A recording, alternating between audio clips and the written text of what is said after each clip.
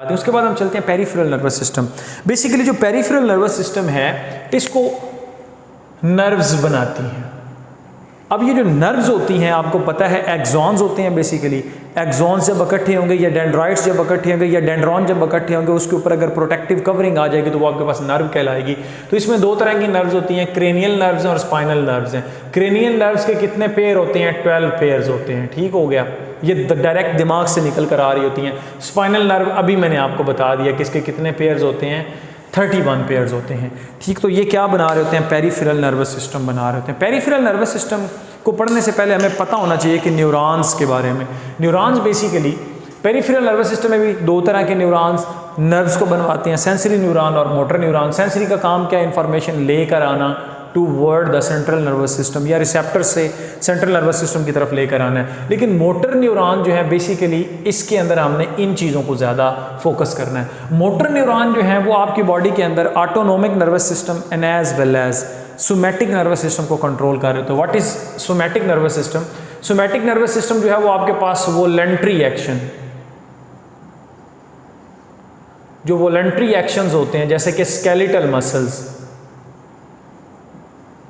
Skeletal muscles की जो movement है वो कौन कंट्रोल कर रहा था? Somatic nervous system. या स्किन के अंदर जो इन्फॉर्मेशन जिसको हम अपनी मर्जी से हरकत करवा सकते होते हैं वो आपके पास सोमैटिक में। लेकिन ऑटोनोमिक नर्वस सिस्टम में इनवोलेंट्री एक्शंस आ जाते हैं। इसमें हमारी मर्जी शामिल नहीं है। ये इसमें डियर स्टूडेंट्स आपकी बॉडी जो है वो ऑटोमेटिकली जो आपका पेरिफेरल नर्वस सिस्टम है या जो आपका ब्रेन है वो सिग्नलिंग इस तरह से करेगा कि जो आपके पास इनवोलेंट्री एक्शंस हैं उनको कंट्रोल किया जाए। इसमें फर्दर फिर सिंपैथेटिक नर्वस सिस्टम और as well as parasympathetic nervous system आ जाता है। सिंपैथेटिक नर्वस सिस्टम को हम फाइट और फ्लाइट के तौर पे, यानी कि जब इंसान इमरजेंसी की कंडीशन में होगा तब ये वर्क कर रहा होगा। ठीक हो गया। और जो पैरासिम्पैथेटिक है वो बॉडी से दोबारा से नॉर्मलाइज करने के लिए और एज वेल एज अगर बॉडी रेस्ट की कंडीशन में है तो ये आपके पास वर्क करेगा और बॉडी को रेस्ट की कंडीशन में लाने के लिए ये वर्क करेगा।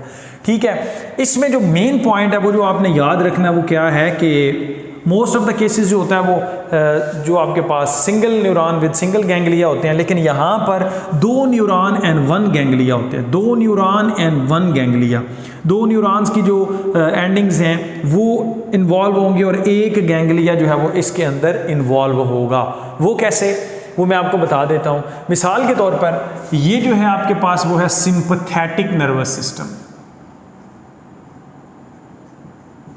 और ये कौन सा? That is parasympathetic nervous system. अब सिंपैथेटिक नर्वस सिस्टम जो है उसकी नर्व्स जो है वो मिड ऑफ द, ये पूछा जा सकता है, mid of the spinal cord से जो है वो निकल रही होती है। मसलन T1 से ये निकल रही होती हैं और लंबर रीजन के अंदर, लंबर की जो L1 या L2 तक जो है वो लंबर रीजन तक से ये नर्व्स निकल रही होती हैं। तो ये आपके पास सिंपैथेटिक नर्वस सिस्टम जो है उसको कंट्रोल करने के लिए या उसको ट्रिगर करवाने के लिए डियर स्टूडेंट्स ये जो नर्व्स होती हैं ये अपना काम करती हैं।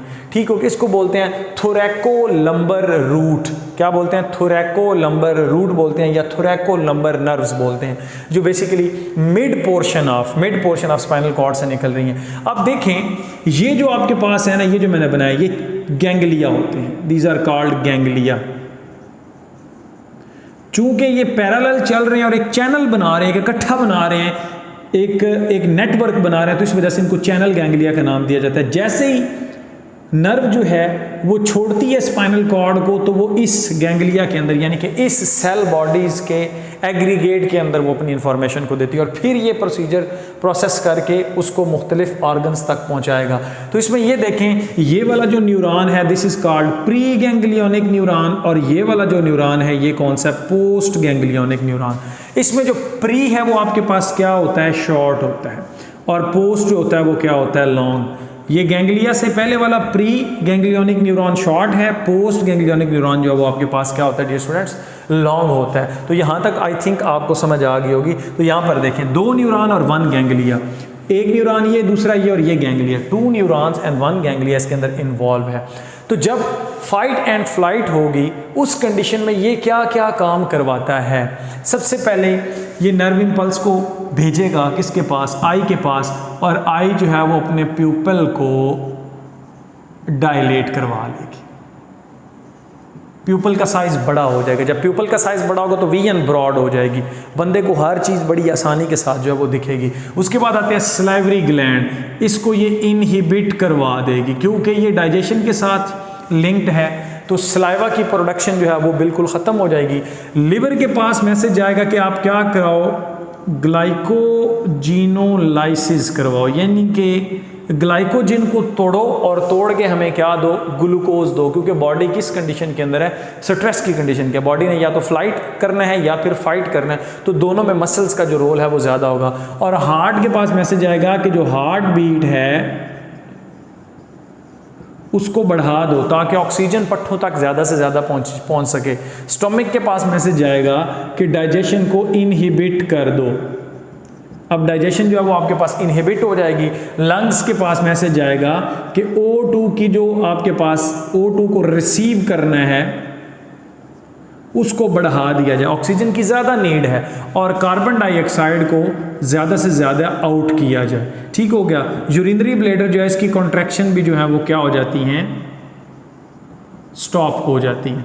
तो यूरिनरी ब्लैडर ऐसी यही वजह है कि डियर स्टूडेंट्स, जब यकदम सडनली कोई स्ट्रेस की कंडीशन आती है, या तो यूरिन पास आउट ही नहीं होती, मतलब अगर आपको यूरिन पास आउट करने जा रहे हैं, आपको सेंसेशन है कि मैंने वॉशरूम जाना है, तो अगर आप कोई ख़तरा देख लें आगे, जैसे फॉर एग्जांपल छिपकली देख ली, कॉकरोच देख लिया, कोई स्नेक आ गया, कोई भी ऐसी चीज़ इस तरह की जिससे खौफ पैदा हो, या तो आपकी यूरिन बिल्कुल ही रुक जाएगी, आपको पता ही नहीं चलेगा, या फिर वो ऑटोमेटिकली पास आउट हो जाएगी। तो इसलिए यूरिनरी ब्लैडर पे भी फिर इस तरह से उसकी कॉन्ट्रैक्शन को स्टॉप किया जाता है। और एड्रीनल ग्लैंड के पास मैसेज भेजा जाता है कि तुम क्या बनवाओ, स्ट्रेस हार्मोन बनवाओ, मसलन एड्रीनालिन बनवाओ जिसको एपिनेफ्रिन, और नॉर एड्रीनालिन बनवाओ। इसके बारे में इंशाल्लाह मैं आपको आगे बताऊंगा। ये दोनों स्ट्रेस की कंडीशन में। और इसके साथ साथ डियर स्टूडेंट्स कॉर्टिकोस्टीरॉइड हार्मोन, कॉर्टिकोस्टीरॉन्स जिसमें कार्टिसोल है वो बनवाया जाए।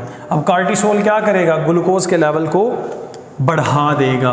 तो इस तरह से बॉडी को जो है वो स्ट्रेस के लिए तैयार किया जा रहा है। तो ये आपके पास सिंपैथेटिक नर्वस सिस्टम में आ जाता है। उसके बाद आता है पैरासिम्पैथेटिक नर्वस सिस्टम।